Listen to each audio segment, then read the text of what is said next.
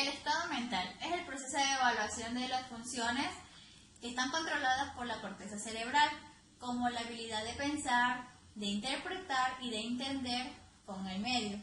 Para realizar este examen de estado mental, debemos ir de una forma ordenada. Primero el nivel de conciencia, orientación de tiempo, espacio y persona, memoria y lenguaje.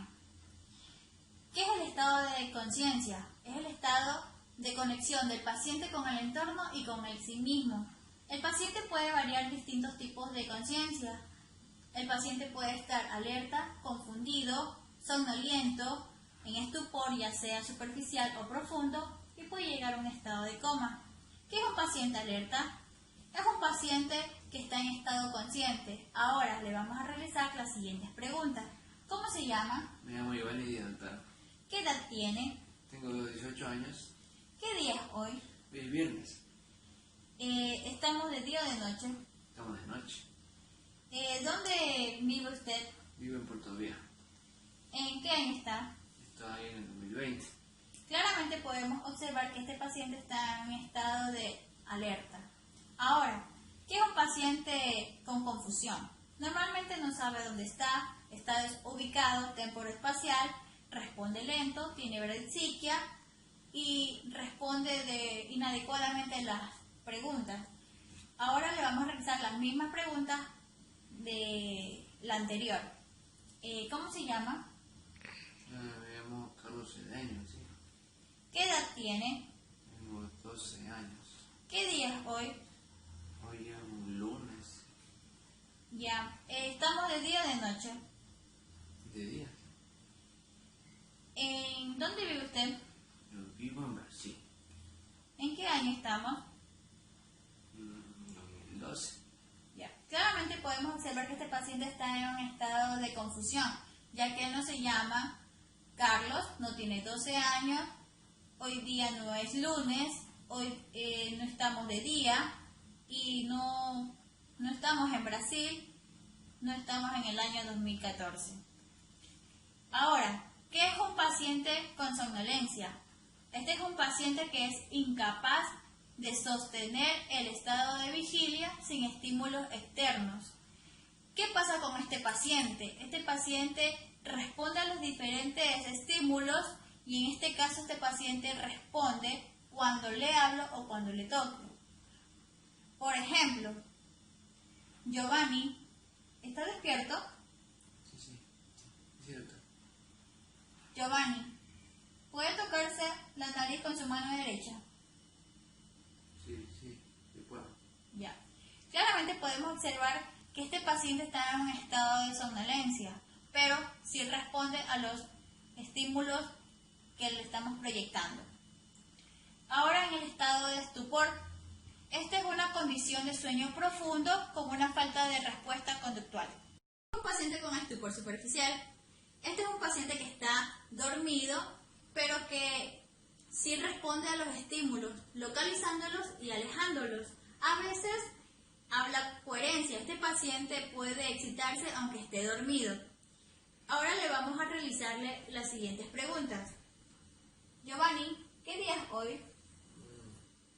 Giovanni, despierte. Claramente podemos observar que este paciente está en estado de estupor superficial. Ahora, ¿qué es un paciente con estupor profundo?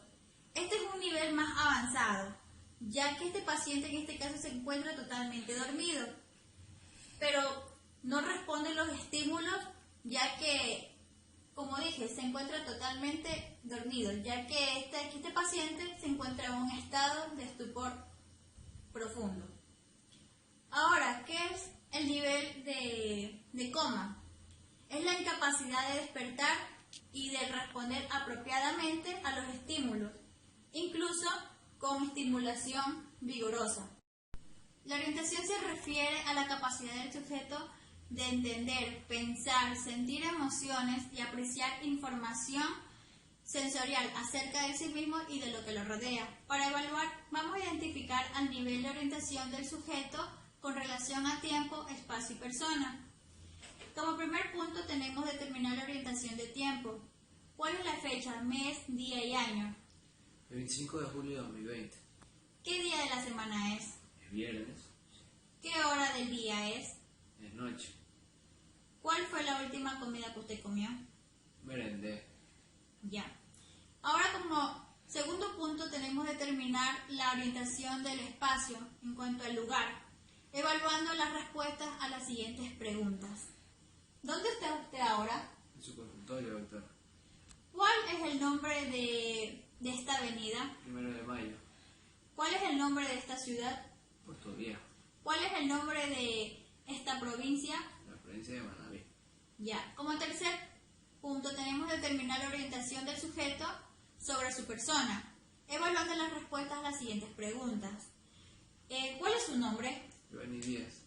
¿Cuántos años tiene? Tengo 18 años. ¿Dónde usted vive? En Puerto Viejo.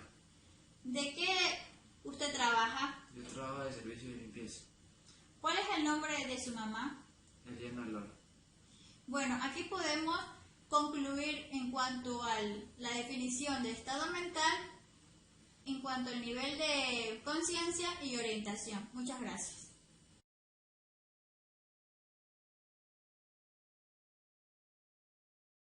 Mi nombre es Karina Cano y voy a realizar la exploración de la memoria.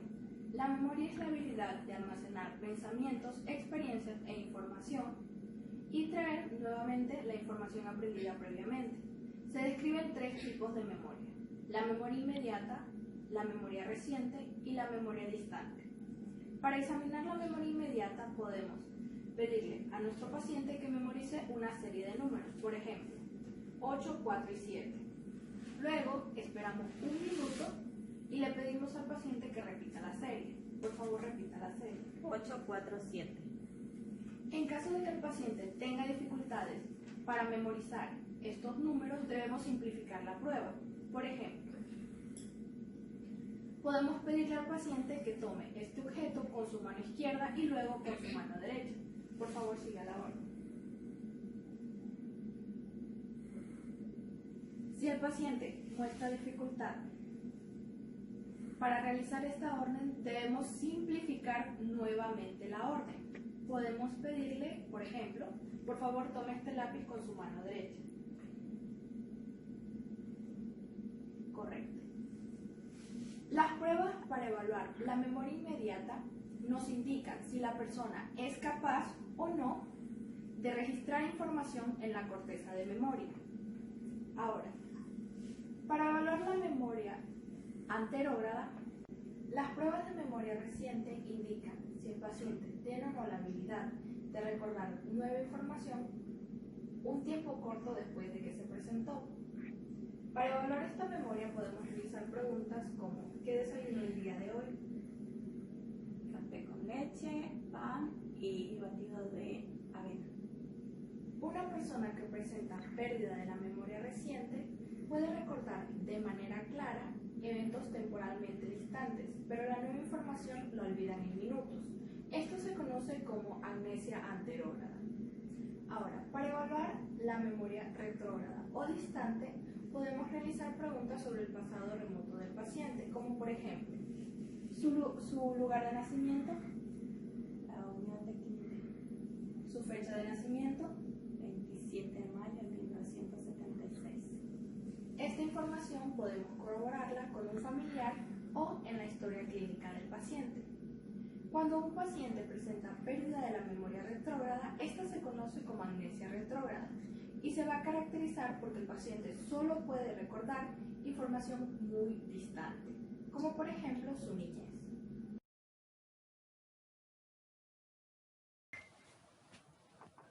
Muy buenas a todos. Mi nombre es José Julio Bermúdez Mejía. Soy estudiante de la materia de neurología impartida por el doctor José Lara. En el día de hoy les vamos a hablar sobre examen físico del sistema nervioso central, específicamente lo que tiene que ver con orientación. Bueno, decimos que orientación es la capacidad de entender, pensar, sentir e interpretar información sensorial en un individuo. Ya. En el nivel más alto de orientación, la persona es capaz de adaptar todas esas ideas e interpretarlas de la forma adecuada. En el nivel más bajo, por A o B motivo, la persona no es capaz de interpretar esa información enviada del exterior hacia ella misma. No interpreta, no sabe identificar ciertos factores. Ya. La orientación, por lo general la orientación se evalúa en relación a lo que es el tiempo y el espacio en una persona. Supongamos que una persona llega accidentada, por ejemplo, tiene un accidente una persona y esta persona llega al hospital, ¿ya?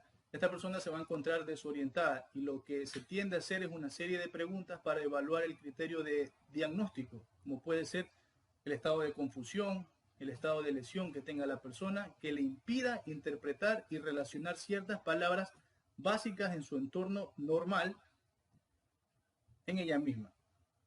A continuación yo voy a hacer una serie de preguntas a un ayudante que tengo aquí, que son las preguntas típicas que solemos hacer cuando llega una persona desorientada o para evaluar lo que es el mismo examen físico del sistema nervioso que estamos haciendo en relación a la orientación.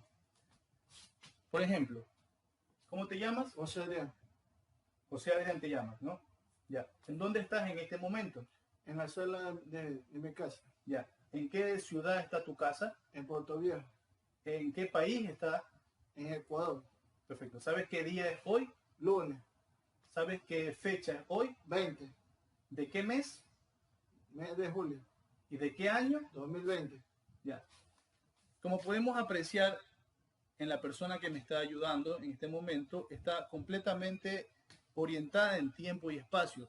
Sabe perfectamente en dónde se encuentra, sabe perfectamente qué fecha es hoy, en qué ciudad vive. Una persona desorientada por algún factor, esta persona no va a poder interpretar ciertas fases, ciertas palabras que ellos tienen, ciertas palabras no van a poder interpretarlas, van a encontrarse obviamente desorientadas por algún factor como lo acabo de mencionar. Pero también hay que recalcar que, por ejemplo, el hecho de que una persona no sepa qué fecha es hoy no quiere decir que esté desorientado, obviamente, porque hay muchas personas que en su rutina normal o por estrés o por algún otro factor se encuentran, suelen olvidar ciertas cosas y entonces en el diagnóstico médico cogemos y tenemos ese pequeño como punto que tenemos que tratar de tener siempre en cuenta de que porque el hecho de que una persona no sepa algo quiere decir que esté desorientada. Yo creo que eso es todo por el momento. Muchas gracias.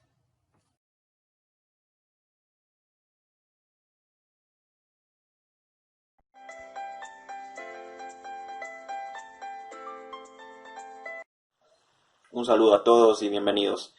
Continuando con el examen mental y el siguiente punto que será la exploración del lenguaje, quisiera aclarar algo muy importante. El examen del lenguaje no se lo realiza comúnmente en la historia clínica. ¿Por qué? Porque el médico ya cuando interactúa con el paciente, él ya se da cuenta si esta persona tiene algún problema al momento de hablar o de entender las cosas. Pero si se indicara cierta sospecha, se aplicaría este examen para así poder corroborar sus sospechas. Pues con esta pequeña aclaración, pues entrémonos ya en lleno con el examen.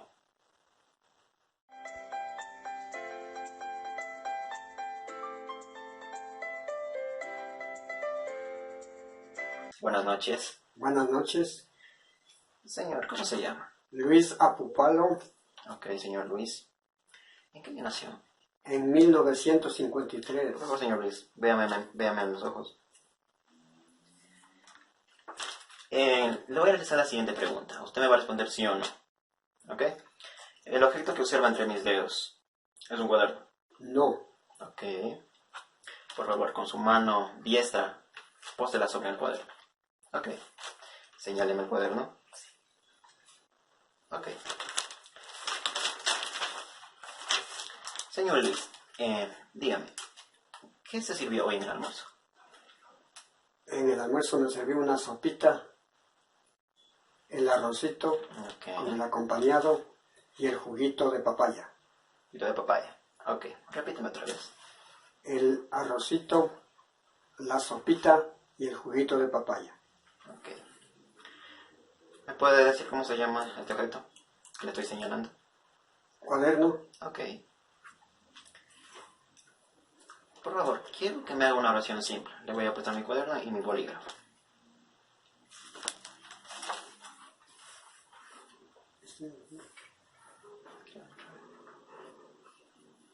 Ya está bueno.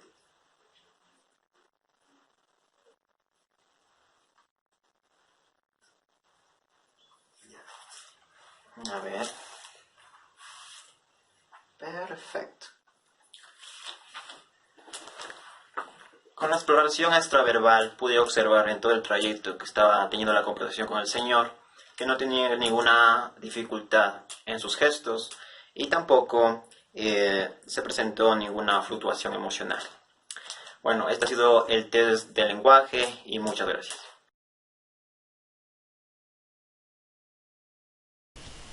A la conciencia se lo define como el conocimiento que posee el sujeto sobre la realidad perspectiva y emocional actual y de su pasado, lo que le permite la proyección ponderada al futuro y que se caracteriza secundariamente por esos actos significativos de su conducta. Implica en sí el funcionamiento adecuado y armónico de la totalidad del sistema nervioso, en particular del tronco encefálico y de la hemisferio cerebral. Desde el punto de vista semiológico podemos distinguir en la conciencia un aspecto cuantitativo o nivel de conciencia y otro cualitativo, el que en sí es dado por el contenido de la conciencia. Al nivel de conciencia, es decir, que corresponde a estar consciente con, se evalúa mediante la inspección y en sí este requiere el buen funcionamiento normal del tronco encefálico y sobre todo de la parte de las sustancias reticulares. Ahora, el contenido de la conciencia, es decir, el que corresponde a estar consciente de, debe haber en sí esa conexión de diálogo con el paciente e implica una conservación de la orientación autopsíquica, es decir, lo que se refiere al correcto conocimiento de quién es, incluye sobre todo la historia personal y también a lo psíquica, que se refiere al reconocimiento de los demás, a la orientación espacial del individuo. La conciencia se refiere en sí a ese estado de vigilia y de respuesta, y que está regulado en sí por el sistema reticular activador ascendente en el tallo cerebral. Ahora, el nivel de conciencia se evalúa mediante el desenvolvimiento que posee el paciente, la habilidad de hablar, en sí de cumplir estas órdenes verbales y de las habilidades motoras. Las técnicas de exploración del nivel de conciencia están basadas sobre todo en la escala de coma neurológica.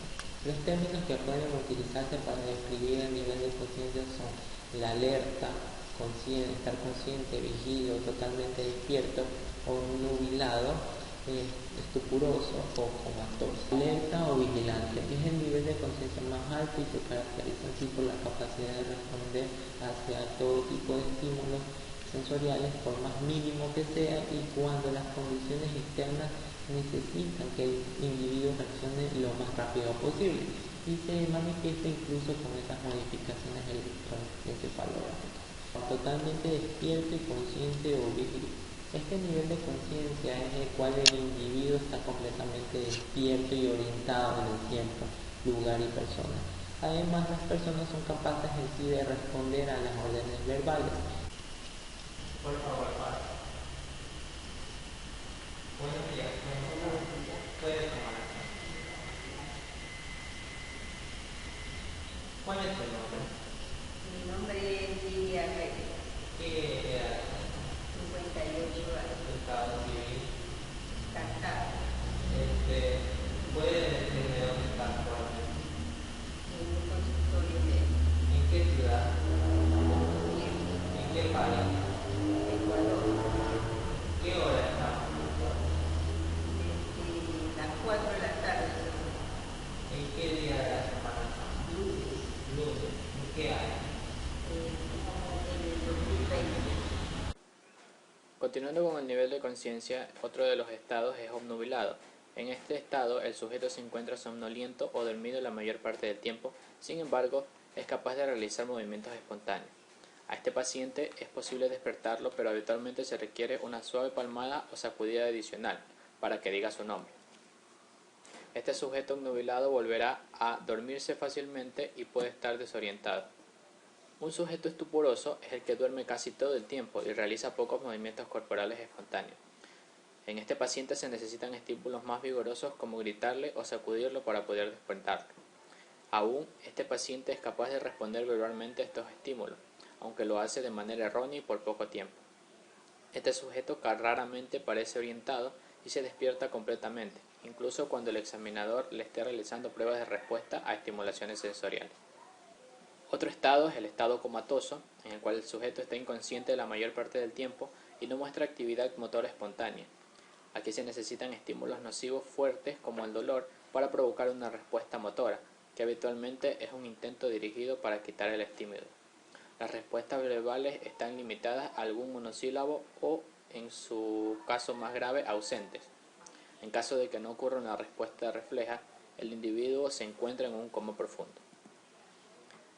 Para estos estados de nivel de conciencia se necesita una estimulación dolorosa, la cual en caso de ser necesario someter al sujeto a estos estímulos deben retirarse tan pronto como aparezca la respuesta.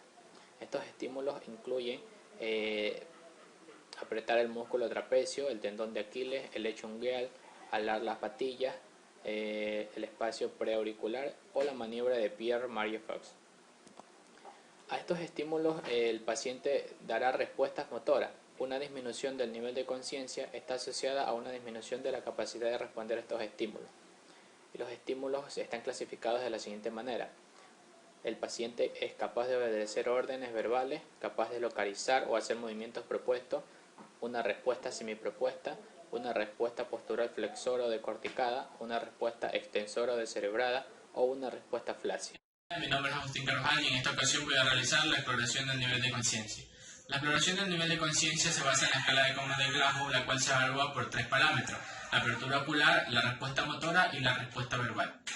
Hay que tener en cuenta que para valorar el nivel de conciencia, si el paciente está despierto, no se debe realizar ningún otro procedimiento. Sin embargo, cuando el paciente está dormido o inconsciente, se deben realizar ciertos estímulos que van desde estímulos verbales hasta estímulos físicos, los cuales pueden ser leves e incluso pueden llegarse a implementar estímulos dolorosos. El estímulo verbal consta en hacer un llamado al paciente por su nombre y evaluar la respuesta que éste dé. En caso de que no despierte, se irá progresivamente cambiando el estímulo hasta llegar a los estímulos dolorosos.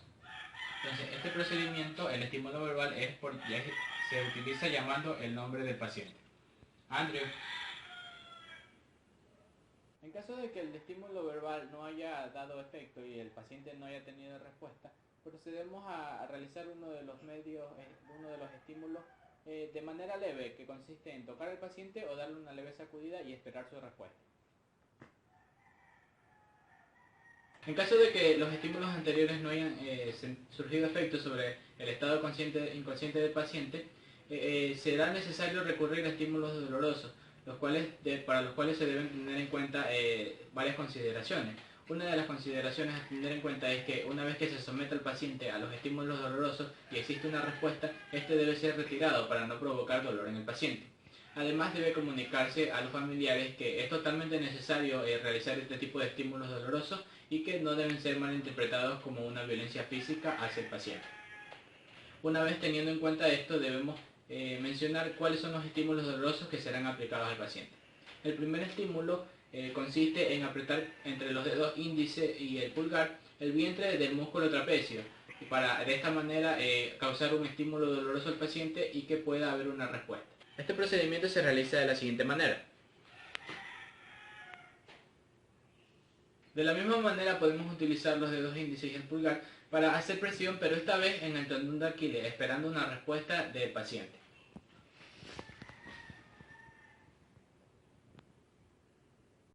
Una vez realizado estos anteriores, también se puede tener en cuenta otro estímulo doloroso, el cual consiste en apretar el lecho ungueal del paciente con los dedos índices y pulgar.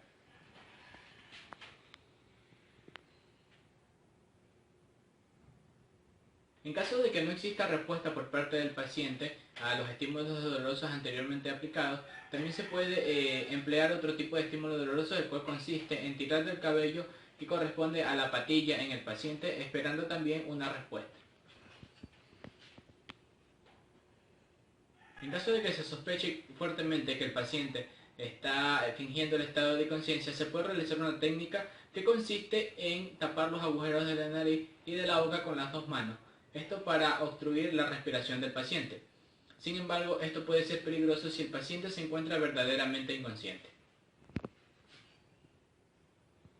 Hay que tener en cuenta también que existen ciertos estímulos que son muy dolorosos para el paciente, por lo cual deben ser evitados, también porque se consideran demasiado crueles.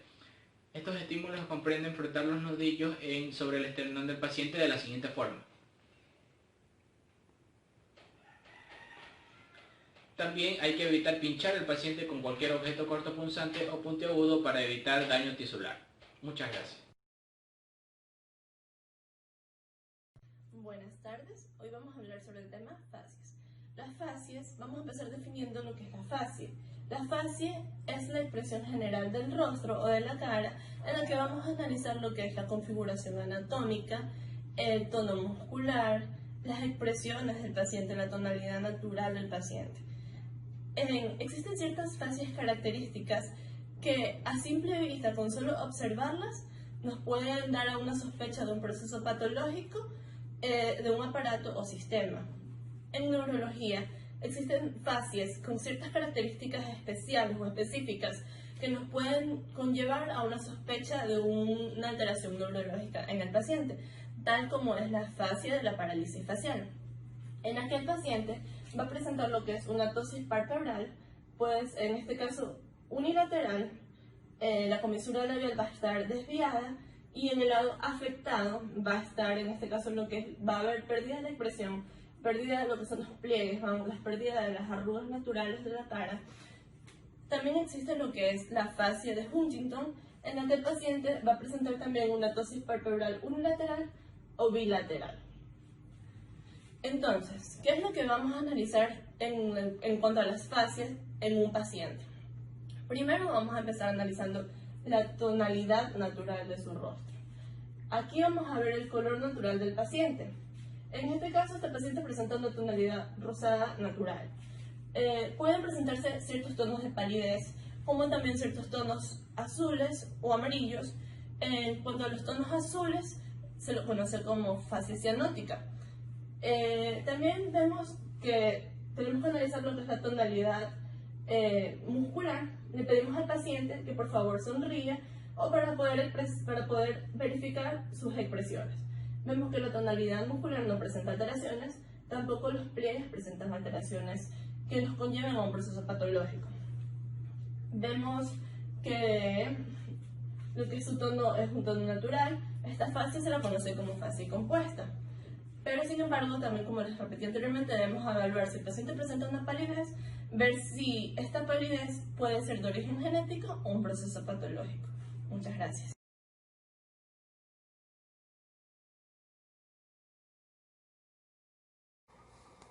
La evaluación semiológica de la actitud de un paciente. La posición erecta es característica. En el estado del adulto, el hombre puede adoptar una actitud acostada, o bien sentada, o bien de pie, en el orden en el que voy a presentar las imágenes. El recién nacido puede indicar una actitud acostada. Eso es una señal de evolución satisfactoria, el ir tratando de adquirir el aprendizaje a medida que va creciendo para poder tener una actitud de pie, la cual requiere un largo aprendizaje, obviamente, memoria muscular, técnicas de relajación tónica. La actitud de pie se logra gracias al mecanismo neuromuscular activo.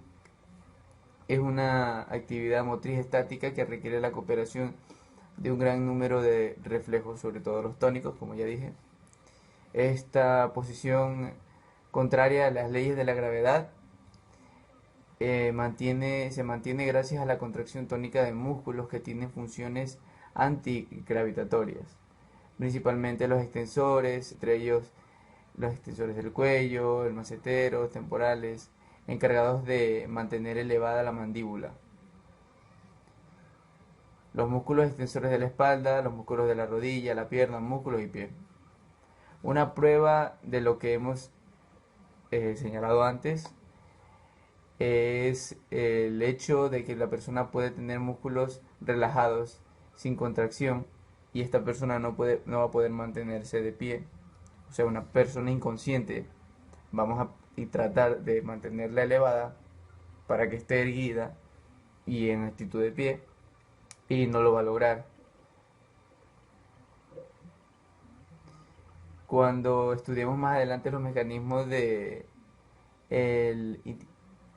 íntimo del tono muscular, comprenderemos mejor que la contracción del músculo, cómo funciona, y veremos cómo funcionan los reflejos miotáticos que tienen en el centro de la médula espinal, sobre todo en centros medulares que actúan en funciones del propio tono muscular y que normalmente están actuando simultáneamente de forma apropiada con la actividad tónica de otros músculos.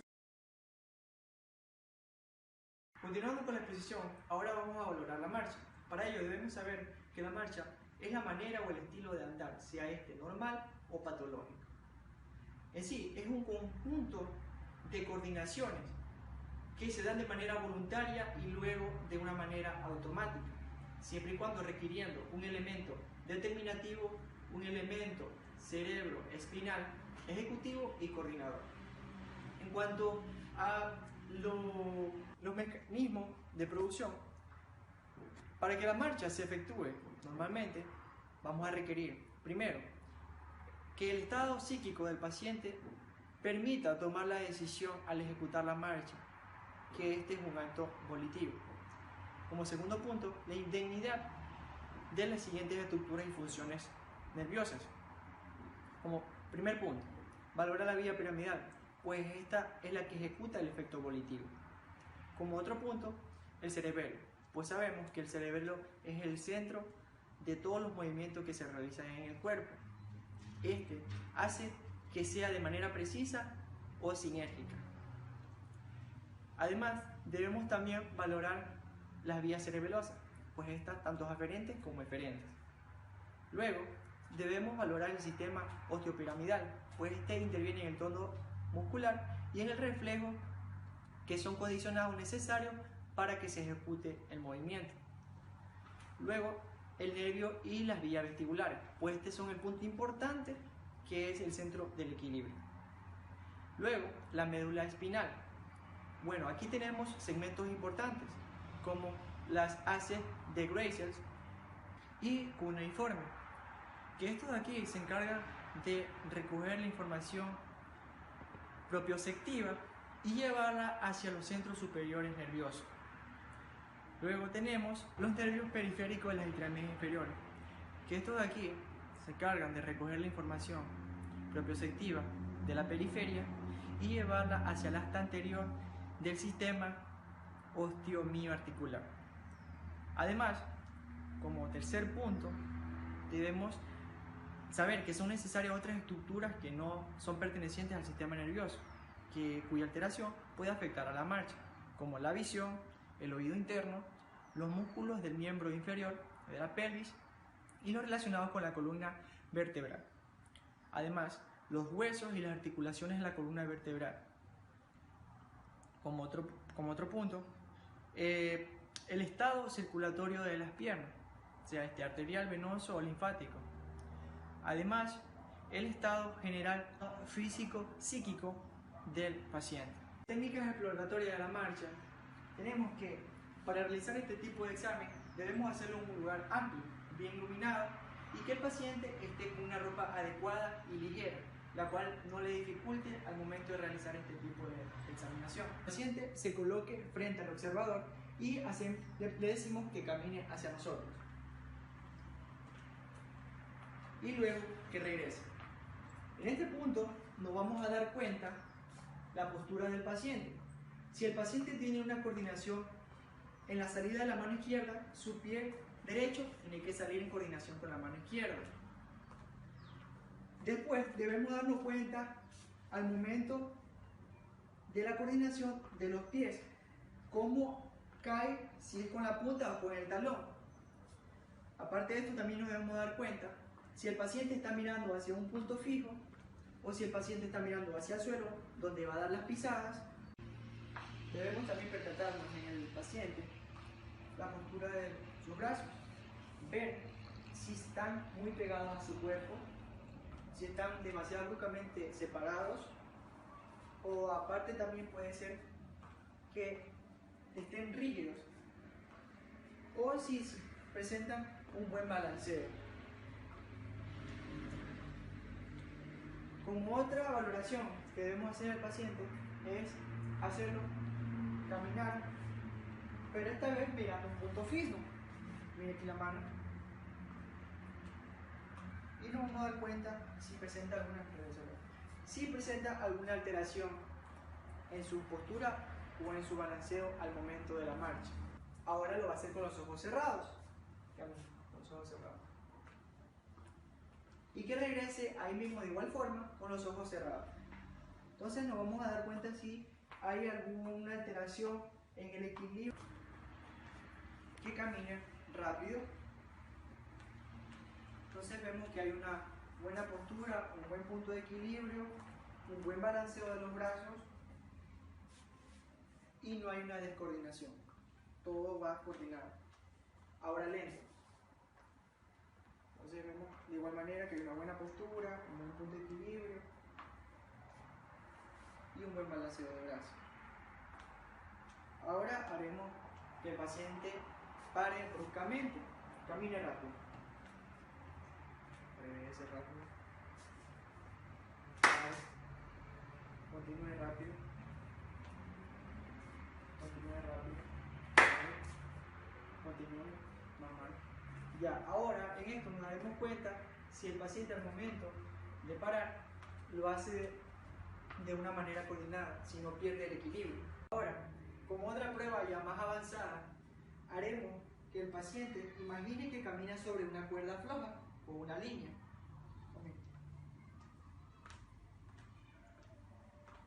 Y en esto nos daremos cuenta también si él se sale de la línea o si presenta algún movimiento brusco o anormal en su marcha.